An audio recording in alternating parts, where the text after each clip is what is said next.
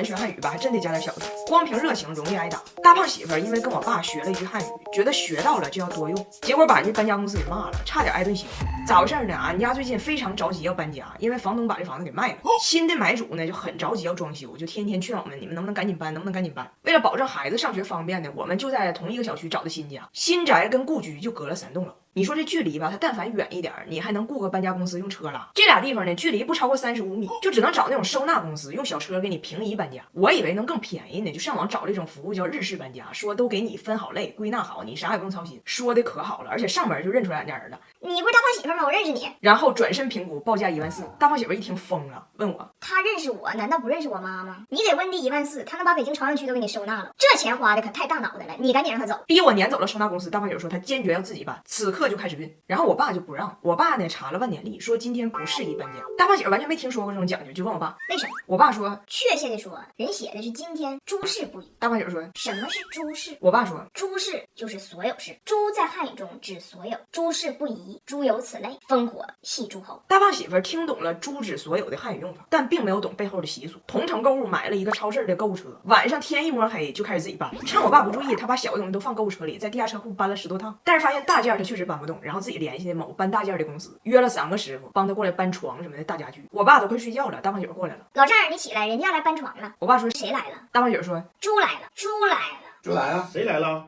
猪来了，猪来了，猪来了，猪干什么？我爸莫名其妙被他薅起来陪猪一起搬家。我说你用我爸可以，但马上过年了得犒劳老爷子，还血糖不稳，忌口会营养不均。你送一堆不如送一杯伊利新活舒糖奶粉，这一杯富含16种营养，低 GI 零蔗糖，葛根黄精这类中式养生食材，适合要控糖的中老年。这叫送的贵不如送的对。人小区都有认识我们的，非常尴尬。我爸就陪着大胖媳妇连着孩子就这么一趟一趟搬的。然后我爸对今天搬家这事儿呢，就还是不是很舒服，路上就跟大胖媳妇叨叨，就不应该今天搬。大胖媳妇呢有她的小心机，她就生怕我万一脑袋进水同意哪个收纳公司了呢，花那大脑袋钱，所以就想赶紧把这活干完，让日式收纳无机可乘。我爸呢就老在他旁边阻挠，大胖媳妇一个着急，叭叭放车里。我爸还说呢，根本不差这一天，你咋不听话呢？明天是个好日子。大胖媳妇想起来，想制服他老丈人，让他别说话，那就只有这一个招了，上来把我爸就亲一口，强吻，跟我爸说，你说的这些猪听不懂，猪听不懂。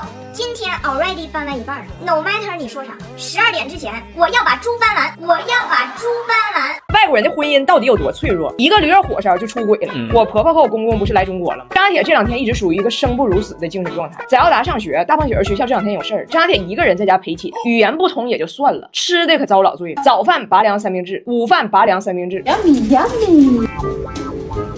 我想喝酒。酒。 What is he saying? Bojo means drink alcohol. 10 o'clock is too early to drink alcohol. Bad boy. 我咋就败得了呢？咋就败得了呢？温蒂他就这样，他只吃那种最简单、最无趣的白人饭。我们想出去品尝啥美食，他都不敢吃，就显得他这个人吧有点隔路。所以他这次带着他老伴布莱恩来，是希望有个队友。他都跟布莱恩说了，到时候你捍卫一下我，让他们看到不是我故意搞特殊，咱们都这样。结果布莱恩呢，坚守战线不到24小时，叛变了。大胖媳妇回家带着6个驴肉火烧，布莱恩很好奇，说：“哎呀，闻着挺香啊，这玩意儿啥呀？”大胖媳妇说：“驴肉三明治。”布莱恩吓一跳，布莱恩嘴上说不吃，心里已经开始动摇了。但是温蒂不吃啊，这时候温蒂瞪了布莱恩一眼。布莱恩被震慑了一下子，说：“啊，驴我就先不吃了。” What? I 想迷糊了。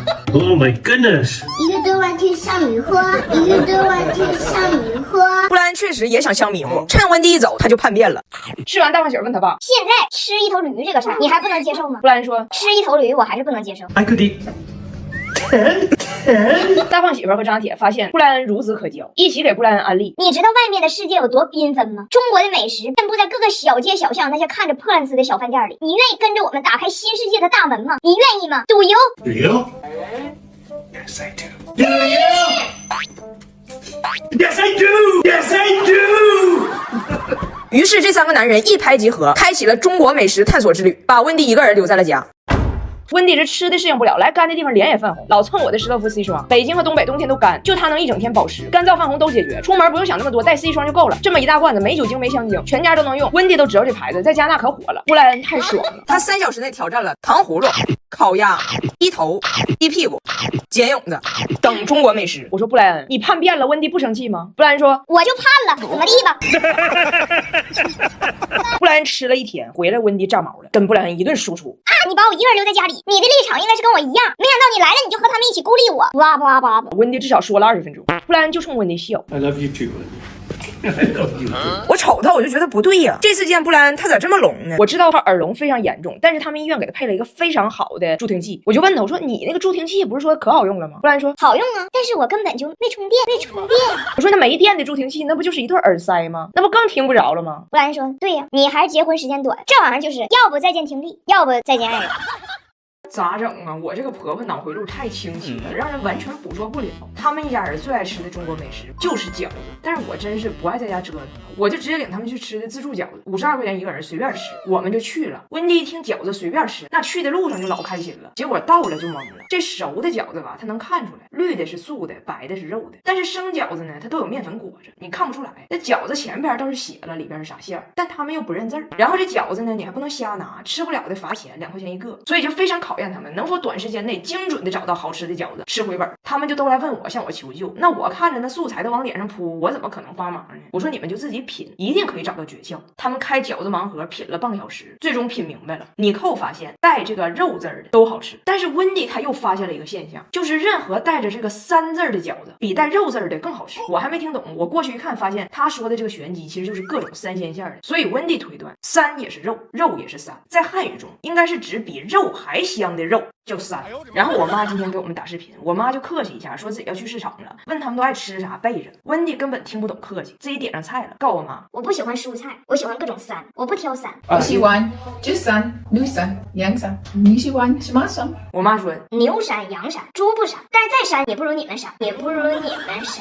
温迪也很无辜，不是他问我想吃什么吗？他怎么又不开心了呢？温迪不但不理解我妈为啥不高兴，他还老主动出击往枪眼上撞，我根本都拦不住。他让我明白了一个道理，再快的救护车也救不了找死的人，也救不了找死的人。到俺家的第1天，温迪就给我妈打电话，因为他给载奥达买了2件非常漂亮的裙子，就要给我妈炫耀。我妈呢看着还挺开心的，说啊，这俩裙子是真不错，你也算是对隔代人大方。我也是，我舍不得给自己买新衣服，但给孩子买可以。我就跟温迪翻译了，没想到温迪说这是我在2手店买的，我从来没有给孩子们买过新衣服，$82件，我都没敢翻译，人家自己比划。我妈好像都快听明白了，温迪还不罢休，拿过来他从加拿大给我妈买的大礼，要给我妈看，是一只玻璃鱼。我知道那个它也是2手的，所以我必须得给温迪保命啊！我说温迪那啥，气氛都到这儿了，你就说这是你特意准备的老国货高姿疯狂多肽套盒，润而不油，一抹吸收，也适合爱吃甜食爱熬夜的温迪一家，红红火火送礼不出错。挂了电话，温迪问我发现了你的妈妈的确是不太喜欢我，那我想求你告诉我，是从什么时候开始，是从哪件事让我给她留下了不好的印象呢？